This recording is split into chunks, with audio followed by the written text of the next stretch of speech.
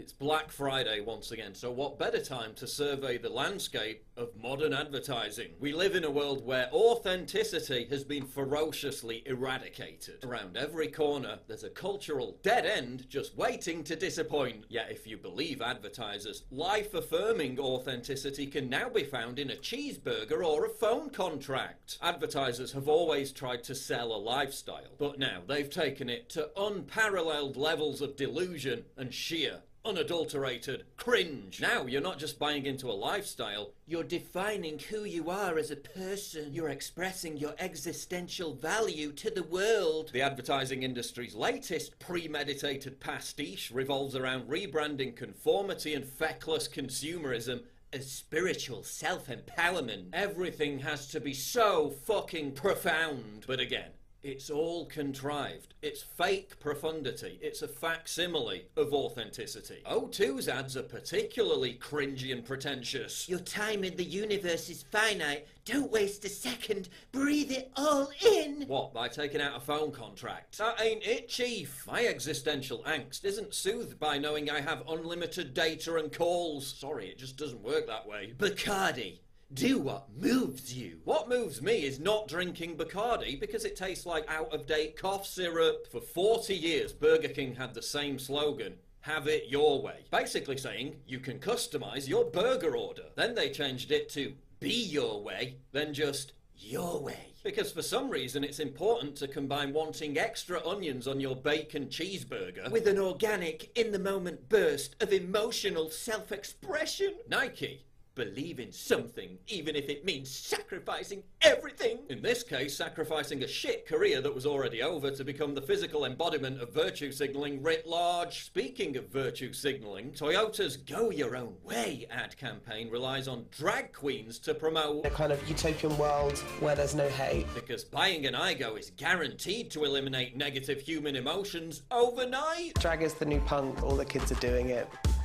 Which is great, you know, it's a different way of sticking two fingers up at everyone. Yeah, you're the face of an ad campaign for the 6th largest corporation in the world with a net worth of $263 billion. That's not avant-garde or anti-establishment. It's the opposite. But again, selling a product isn't enough anymore. Now it's necessary to encapsulate it with a profound statement. To sell a utopian pipe dream. At least in They Live, they kept the brainwashing nice and straightforward. Heineken doesn't even try to veil the message behind their sales patter. Here's to an open world, to a world without borders or barriers. Released shortly after a terrorist who was in the country because of open borders blew up a bunch of kids in Manchester.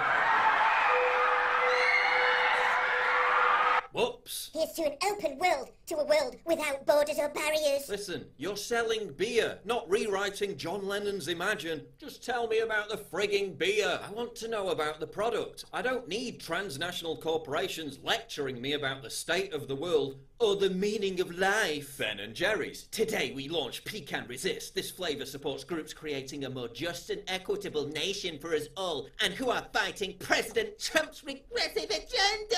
I love how they made all the people on the carton look like almost identical NPCs. Today we launch Pecan Resist. This flavour supports groups creating a more just and equitable nation for us all and who are fighting President Trump's regressive agenda.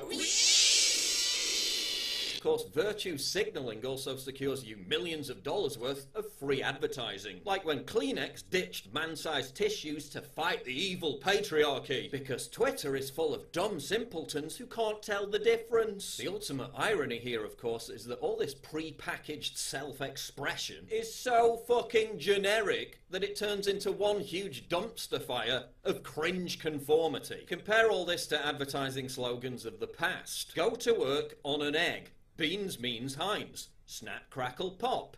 It does exactly what it says on the tin. All pragmatic or describing the product. None of this intelligence insulting, pompous, moralizing drivel that we're subjected to today. But some companies inadvertently let slip that their true agenda isn't diversity or self-expression, it's crushing conformity. Look at Apple's latest ad for its crappy watch. A bunch of people who look exactly the same jumping into the sea like lemmings. What could they possibly mean by that? Gee, I wonder. At this point, They're just taking the piss. As Dan Hitchens writes in his article, Deep and Meaningless, Society Lives by Aphorisms. The more story-eyed the slogan, the bleaker the reality it conceals. The social media sites which aspire to connect everybody are doing more to make them solitary. The mass marketing of clothes and drinks in the name of self-expression is turning us all into dull conformists. And the companies which deliver the most sentimental lines about human potential